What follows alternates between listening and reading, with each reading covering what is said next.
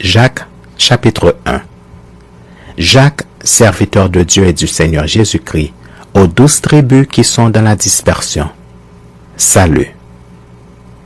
Mes frères, regardez comme un sujet de joie complète les diverses épreuves auxquelles vous pouvez être exposés, sachant que l'épreuve de votre foi produit la patience. Mais il faut que la patience accomplisse parfaitement son œuvre, afin que vous soyez parfaits et accomplis, sans faillir en rien.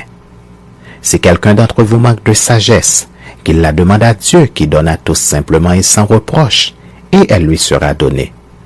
Mais qu'il la demande avec foi sans douter, car celui qui doute est semblable au flot de la mer agité par le vent et poussé de côté et d'autre. Qu'un tel homme ne s'imagine pas qu'il recevra quelque chose du Seigneur. C'est un homme irrésolu, inconstant dans toutes ses voies. Que le frère de condition humble se glorifie de son élévation.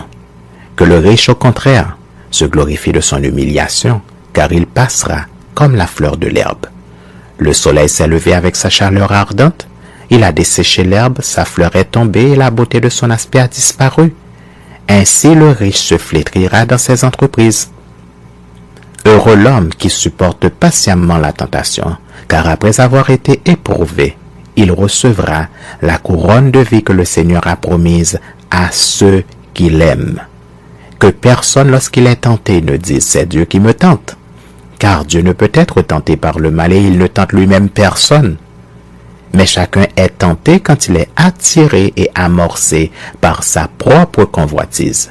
Puis la convoitise, lorsqu'elle a conçu, enfante le péché, et le péché étant consommé, produit la mort.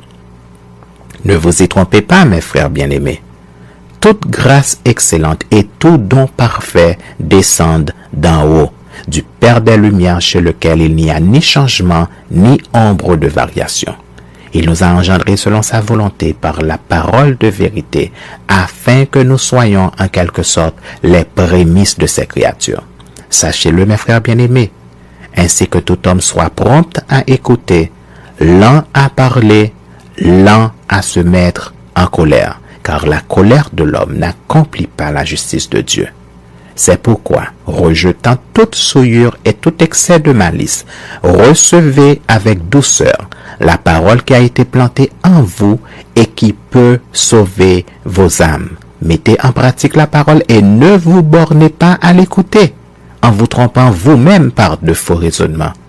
Car si quelqu'un écoute la parole et ne la met pas en pratique, il est semblable à un homme qui regarde dans un miroir son visage naturel et qui, après s'être regardé, s'en va et oublie aussitôt comment il était.